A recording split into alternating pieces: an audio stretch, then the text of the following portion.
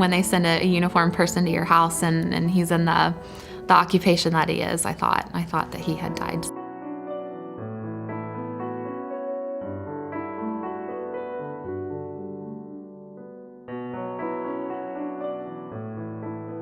The sheriff came to our house and was knocking on the door, and it was early morning, I think 7 o'clock in the morning, and Michael's supposed to be home at 6, and so I thought it was strange that somebody was knocking at the door and he wasn't getting it. It was just a freak accident where he was helping as an EMT to guide one of the ambulances back against a building, and his arm became trapped and impaled between the ambulance and the wall.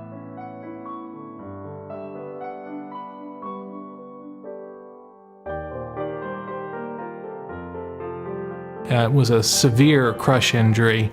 In fact, it's often referred to as a degloving injury, where all of the skin was torn off the mid portion of his arm and broke the bone and actually separated or transected the artery and vein from his arm.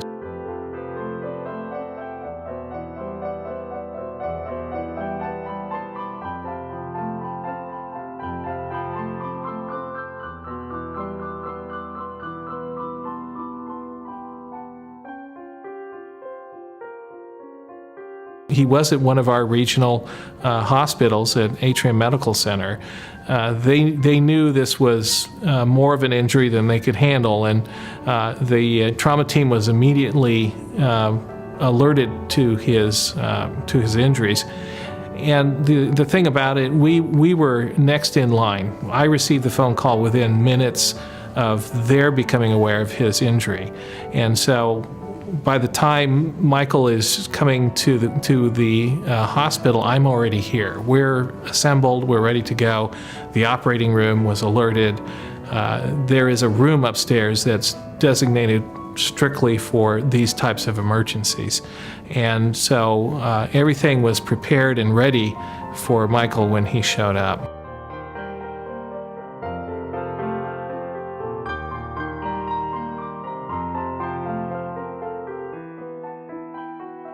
The surgery was 9 hours, and initially I think it was just stopping the blood loss and assessing the damage, and we had periodic updates, and the first step was reestablishing blood flow. With the degloving, it took his bicep and his brachial artery away, and so they were trying to reestablish blood flow to his hand. And again, this was not just vascular surgery. Orthopedic surgery was involved, was already in the emergency room. As we controlled the injury, Dr. Michael Johnson from plastic surgery and his team were notified about trying to get some form of coverage of all of the vessels that we had repaired since he had no skin.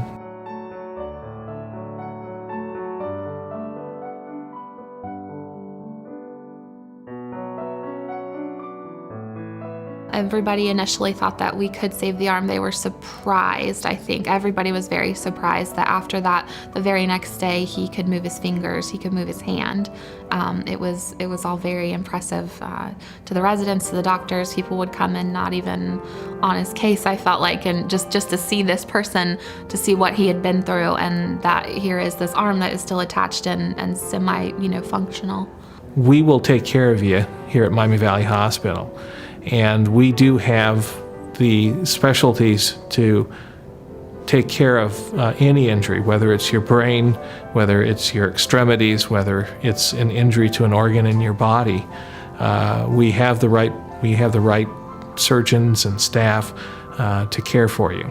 I didn't leave his room for 3 days. I just sat there just listening to what everybody was saying and taking their recommendations, because I understood that this was far greater of an injury than I had ever seen or dealt with, and I didn't really know what to expect.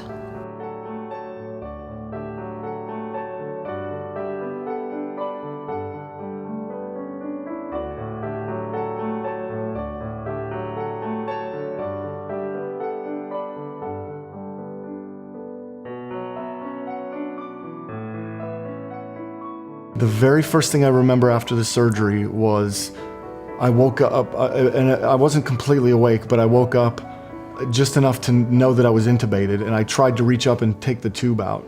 This is my favorite part of the story. They stopped me, and I asked them through the tube, I was like, you have to take the tube out, I can breathe just fine.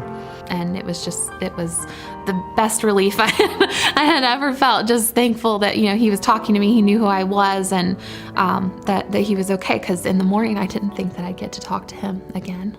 There were several times where I found myself in the position that I couldn't do the things that I wanted to do. And there were a couple of times I had to call Dr. Johnson and discuss with him some of my limitations and where we were going to go from there. The key at the time of the injury, if there is a way to maintain function and flow in that arm, to give him a fighting chance. And there's no question in my mind, Miami Valley Hospital gave that young man a fighting chance. In regard to the amputation, they gave me two options.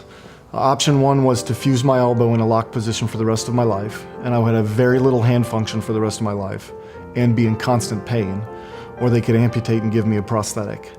The first option gave me no future, no hope of ever using the arm again.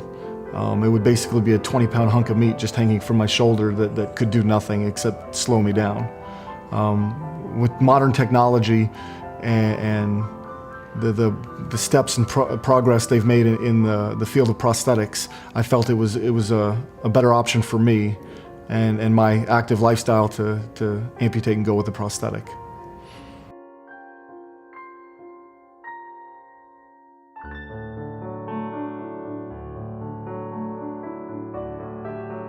Ultimately for me, I want to get back to living the lifestyle that I had before. I was very into fitness.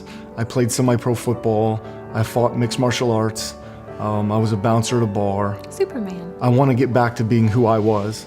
And the first step in that goal is getting the prosthetics made. They're going to build one prosthetic for day-to-day use, for normal things. And then they're actually going to fabricate and build me another arm specifically for weightlifting, because that was such a big part of who I was. I consider him one of the most responsible young men I have ever met, and his attitude was, okay, what do we do from here? What's the next step? Well, besides for saving my life and doing everything they could to save my arm, they treated me like a human being. They didn't just treat me like a broken machine. I had nurses that took the time out of their day to take me outside when I'd been locked up basically in a prison for a month and a half. And they took the time out of their day to just let me go outside and see some sunshine and get some fresh air.